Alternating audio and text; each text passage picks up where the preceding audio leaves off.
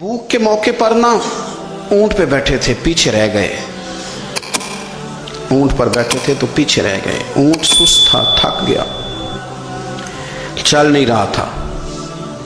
हजरत अबू ज़र ग़िफ़ारी रज़ी अल्लाह ताला अन्हु पहले तो उसे ले गए ये गांव में कि ऊंट बीमार हो गया, उसका इलाज कराया, लेकिन जब वो ठीक ना हो सका ना तो ऊंट वहीं छोड़ दिया। हुजूर सल्लल्लाहु अलैहि वसल्लम के पीछे ज़रूर पहुंचना है मैदान तबूक में। तो जो सामान था वो सारा पुश्त पे रखा और अकेले ही चल दिए, तने तन्हा और पैदल। सामने से गर्द उड़ती हुई नजर आई तो लोगों ने कहा हुजूर पता नहीं कौन आया है। फरमाया तुम्हें नहीं पता, मुझे तो पता है ना, अबू ज़र ग़िफ़ारी आया है। अबू ज़र ग़िफ़ारी आए। फिर हुजूर ने फरमाया यमशी वाहिदा व यमूत वाहिदा व युबास वाहिदा। फरमाया ये तन्हा चलते हैं, ये तन्हा ही दुनिया से जाएंगे, तन्हा ही उठाए जाएंगे। तन्हा चलते हैं, तन्हा ही दुनिया से जाएंगे, इंतकाल तन्हा ही उठाए जाएंगे। जो बहुत ज़्यादा सख्ती करने लगे सहाबा पे, बहुत ज़्यादा। तो हज़रत उस्मान गनी रज़ी अल्लाह ताला अन्हु ने फरमाया कि आप अपने मिजाज के लिहाज से तो दुरुस्त हैं, पर जो चीज़ आप तारी करना चाहते हैं, जब शरीयत गुंजाइश देती है तो आप क्यों इतनी सख्ती फरमाते हैं। तो फरमाने लगे ठीक है, फिर मुझे रब्ज़ा जाने की इजाज़त दे दो। रब्ज़ा एक बस्ती थी, जंगल था, वहाँ कोई आता जाता नहीं था। असी किसे दे कुछ नहीं चला करते ना कुछ साडा दर्दी। हुजूर ने कहा था ना यमशी वाहिदा, अकेला चलेगा। रब्ज़ा चले गया। हज़रत सैयदना उस्मान गनी ने कहा ये कुछ बकरियाँ ले जाओ, दूध पी लिया करना। फरमाया उस्मान मुझे माल की तो ज़रूरत पहले दिन से ही कोई नहीं, मुझे तो रब रसूल की ज़रूरत है, उनकी करम नवाजियाँ मेरे साथ रहती हैं। तशरीफ़ ले गए। वहाँ तन्हा खजूर के खुश्क टुकड़े खाते, इबादत करते, अल्लाह को याद करते। बड़े बड़े लोगों ने आके कहा कि अबू ज़र आपकी बड़ी शान है, हमारे साथ चलें। फरमाया छोड़ो, कहाँ मंशूर हम और कहाँ हंगामे मोहब्बत के, एक हुजरे में रहते हैं, खुदा को याद करते हैं, ज़रूरत कोई नहीं, जहाँ हूँ ना वहाँ मैं ठीक हूँ, हाजत नहीं। विसाल का वक्त आ गया, दुनिया से जाने का टाइम आ गया। अकेले हैं, बीवी है और बेटी है, जंगल का इलाका है, हज हो गया, रास्ते बंद हो गए, बीमार हो गए। अपनी अहलिया को बुला के कहने लगे अब मैं बचूंगा नहीं, अब जाने का वक्त आ गया। मैंने फ़कीरी जो हुजूर की देखी थी उसमें मैंने वक्त गुजारा है, और देख मैं जा भी फ़कीरी मेरा लै सजदा सा तोड़ दी पाई, जान भी दिती तेरा तेरे। अब जाने का वक्त है तो इस तरह करना, अगर तेरे पास कोई कपड़ा हुआ तो मुझे कफन दे देना, ना हुआ तो अल्लाह के सुपुर्द कर देना। कहा हम दो औरतें हैं, जनाजा गुस्ल कफन। फरमाया रब जमात भेजेगा मेरे लिए, लोग आएंगे, मेरे नबी पाक ने मुझसे वादा किया था आएंगे ना लोग। तो अहलिया कहने लगी अबू ज़र आपको कैसे पता है कि आप इस सहरा में इंतकाल कर देंगे, अल्लाह शिफा देने वाला है। फरमाने लगे हम 3-4 लोग बैठे थे तो हुजूर ने फरमाया था तुम में से एक शख्स सहरा में अकेला इंतकाल कर जाएगा। तो वो मेरे जितने बाकी साथी थे वो सारे इंतकाल कर गए, अब मैं अकेला ही बचा, मुझे पता है वो मैं ही हूँ। तो तुम देखना तुम्हें कोई ना कोई मिल जाएगा गुस्ल कफन के लिए।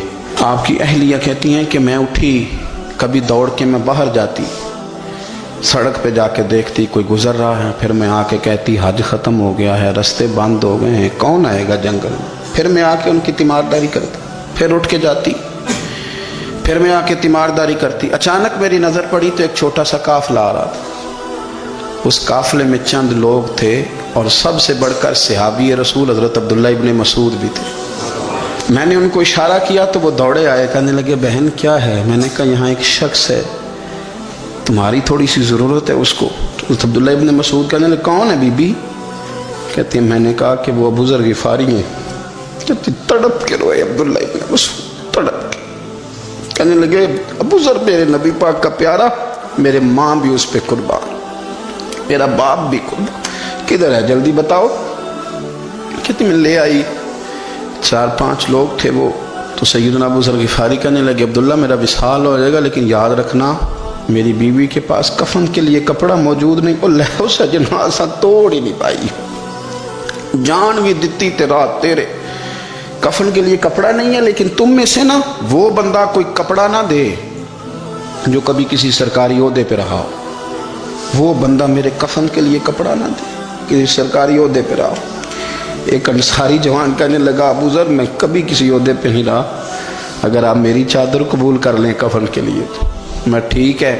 میں نے نا حضور کے طریقے پر زندگی گزاری ہے، چپ کر کے میرا جنازہ پڑھ دینا اور مجھے کہیں اور نہ لے کے جانا.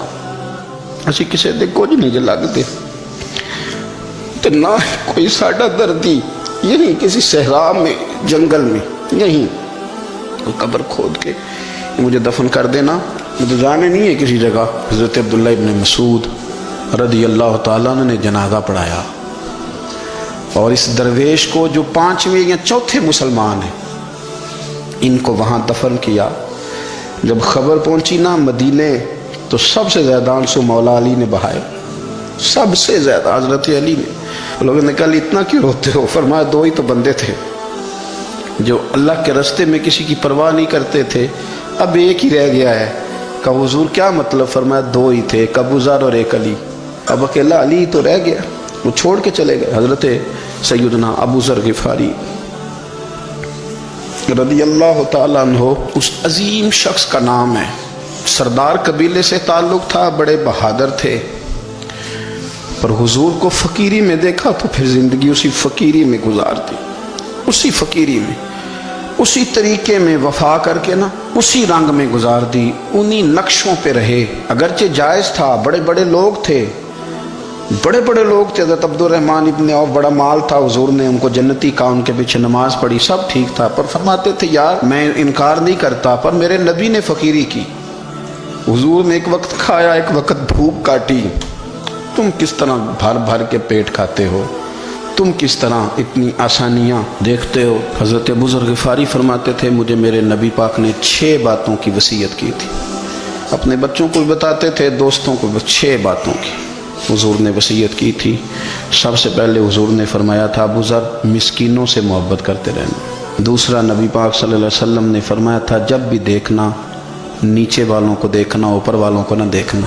مالداروں جاگیرداروں پہ توجہ نہ کرنا، ذہن خراب ہو. نیچے دیکھنا، غریبوں کی طرف توجہ رکھنا. تیسرے نمبر پر نبی پاک صلی اللہ علیہ وسلم نے فرمایا تھا ہر حال میں حق بات کہنا اگرچہ وہ کڑوی ہو. چوتھے نمبر پہ میرے محبوب نے فرمایا تھا اللہ کے معاملے میں کسی کی پرواہ نہ کرنا. کوئی کیا کہتا ہے کہتا رہے، تم رب کے رستے پہ چلتے رہنا، ملامت کی پرواہ نہ کرنا. اور 5ویں نمبر پر میرے نبی پاک نے مجھ سے کہا تھا اگر رشتہ دار تجھ سے تعلق توڑیں بھی نہ تو جوڑ کے رکھنا، صلہ رحمی نہ چھوڑنا. اور 6 نمبر پر حضور نے فرمایا تھا اللہ کے عرش کے خزانوں میں سے خزانہ ہے لا حول ولا قوت الا باللہ العلی العظیم. حضور نے فرمایا اسے پڑھتے رہنا، اسے کبھی نہ چھوڑنا. اے اللہ ان نیک اور پاک لوگوں کا صدقہ ہمارے دلوں کو تقویٰ عطا فرما. آخر دعوانا الحمدللہ.